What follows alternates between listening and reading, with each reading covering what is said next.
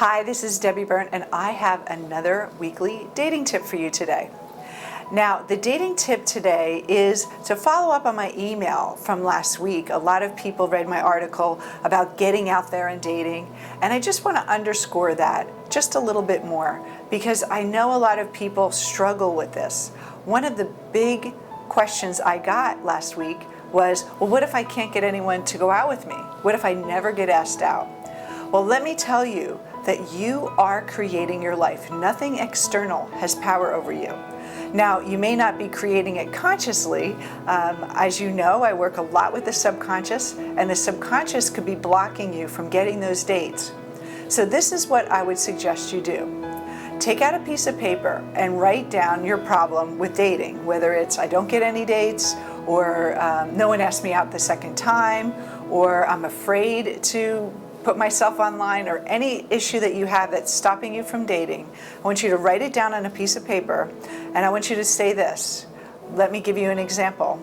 Say you don't have any dates. No one's asking you out. So I want you to write down, no one is asking me out because, and I want you to just start free writing all the reasons that come to your mind why someone wouldn't ask you out. And I want you to start to uncover your subconscious. There may be some things that you're conscious of that you think about all the time, but some things that you may not know that are blocking you from getting those dates deep within you can show up on the paper. And when you do find out what it is, it's going to be an aha moment, and you're going to say, oh, I can't believe this is why. And what you can do is reverse it in a trance state, whatever that statement is that you come up with, the hidden core belief about not getting dates, and you can actually reverse it. And how you do that is you just get into a trance, which is just a light relaxation, and repeat in your mind this idea in a positive framework. So say you found out that the reason you don't get asked on dates is that because you're not open to different types of people. Maybe you have a particular type of person that you've been wanting to ask out, and you're kind of having this little blind spot to any other type of person in your life, whether it's a type of religion or an age group. And so say for me it was that I wasn't getting the dates I wanted because I was always looking for a guy that was my age or younger. I was never looking older. So what I found is that I was really not being open to guys that were older than me. So what you can do is, in that instance, is say, I am open to men of all ages.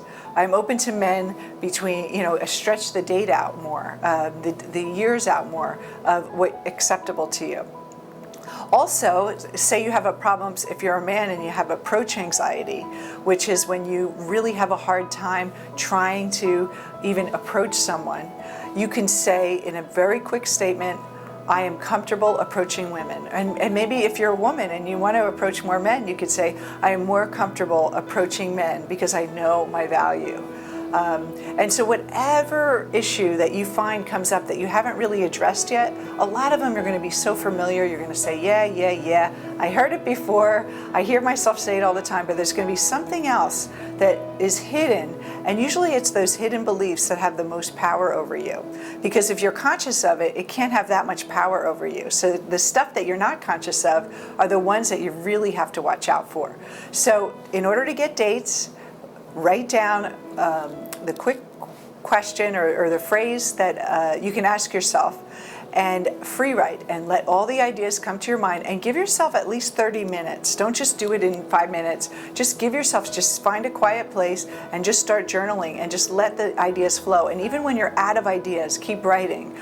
I can't think of anything. And then all of a sudden, when your mind stops really getting tense and focused on finding the right answer, it's going to relax, and then it's going to come to you.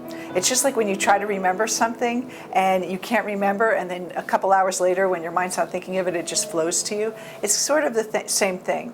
And even if you don't get that pearl of wisdom in that exercise, what happens is you start opening your mind up to look for the answer. So you may not, if you don't get it in that first exercise, it may come to you in a dream, or it also may come to you in it just throughout the day, maybe the next day or that week, or something a friend says, and you're going to go, oh, that's it. So really, you are the one creating your life. If you're not getting dates, there's something you're thinking that's not allowing those dates to come into your life. Now, I don't care about how many people are in your state, or if I know a lot of people in New York complain there aren't any single men in the city, and the men in New York say there's not enough single women in the city. And when I was in Denver, it was the same thing. It doesn't matter where you live. It doesn't matter what age you are. You can find love at any age, in any circumstance, if your mind is in the right place. So stop making the external more powerful than you, and know that you can find the clues inside of your subconscious that can break you free of these past patterns, and that you can have the love you deserve. So I hope that answers your question a little more. I know a lot of people have been asking that, and I want you to go out there and make a commitment to go on at least one date. And give yourself a time frame. If you haven't been on a date in a month, say, I'm going to go on a date this month, and you're going to find ways to make it happen. And I could tell you, if your life depended on it, you would find yourself on a date. You would make it happen. So I want you to really make this, and not urgent in a desperation standpoint, but really move yourself out of your old comfort zone, do something completely different. And by changing your mindset and also changing your action, you're going to see that your dating life is going to change tremendously. So I hope you enjoyed today. This is the weekly dating tips. Signing out, Debbie Burnt. Take care. Bye-bye.